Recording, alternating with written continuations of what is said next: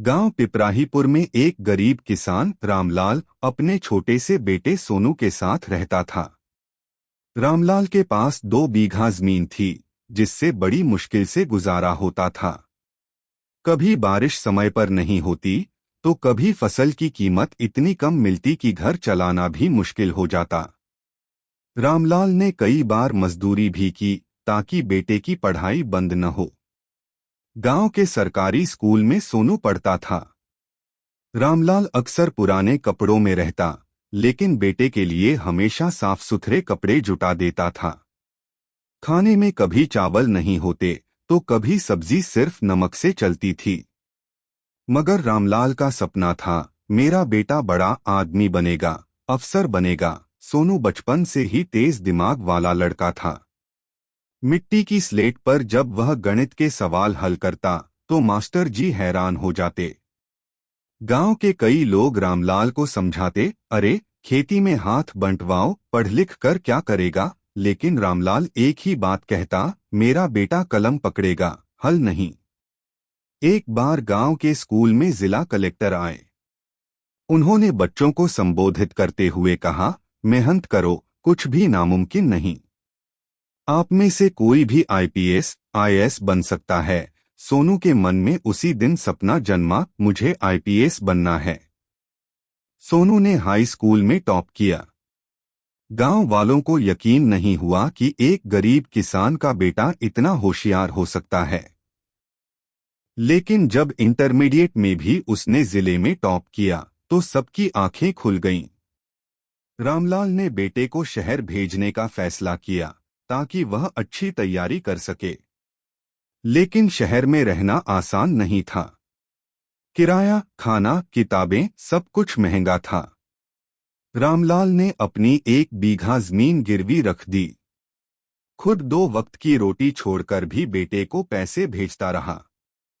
सोनू ने दिल्ली के एक कोचिंग सेंटर में दाखिला लिया। वहां जाकर उसे समझ आया कि देश भर से कितने होनहार छात्र यूपीएससी की तैयारी कर रहे हैं।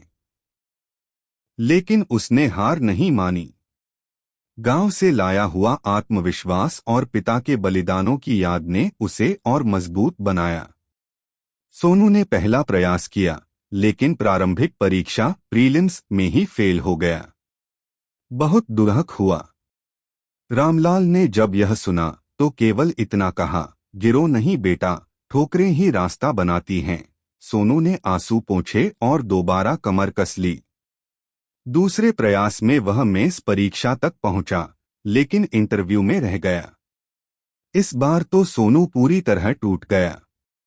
रामलाल ने चिट्ठी में लिखा, बेटा, एक किसान हर मौसम में बीज बोता है, यह जानते हुए भी कि फसल कब अच्छी होगी कोई नहीं जानता। लेकिन वह कोशिश करना नहीं छोड़ता। तू भी मत छोड़। तीसरे प्रयास में सोनू ने पूरी ताकत लगा दी। उसने रोज 10 से 12 घंटे पढ़ाई की, अखबार पढ़े, मॉक इंटरव्यू दिए। और आखिरकार जब परिणाम आया, सोनू ने 67वीं रैंक हासिल की। वह अब एक आईपीएस ऑफिसर बन गया था। उस दिन रामलाल की आंखों में आंसू थे, लेकिन खुशी के। गांव भर में ढोल बजाए गए। पिपराहीपुर के लोग कहने लगे, रामलाल का बेटा अब देश की सेवा करेगा। ट्रेनिंग पूरी होने के बाद सोनू अपने गांव लौटा। इस बार वह चमचमाती वर्दी में था। पिता के पैर छूकर बोला, पिताजी, आज जो कुछ भी हूं, आपके त्याग की वजह से हूं। गांव के स्कूल में जाकर उसने बच्चों को संबोधित किया, मैं भी आप लोगों की तरह मिट्टी में खेला हूं। फर्क बस इतना है कि मैंने सपने देखना नहीं छोड़ा। आप भी बड़े सपने देखो। गरीबी कोई रोक नहीं है, अगर आपके इरादे मजबूत हैं। रामलाल अब बूढ़ा हो गया था, लेकिन उसकी आंखों में आत्मसंतोष था। जब लोग उससे पूछते कि वह अब क्या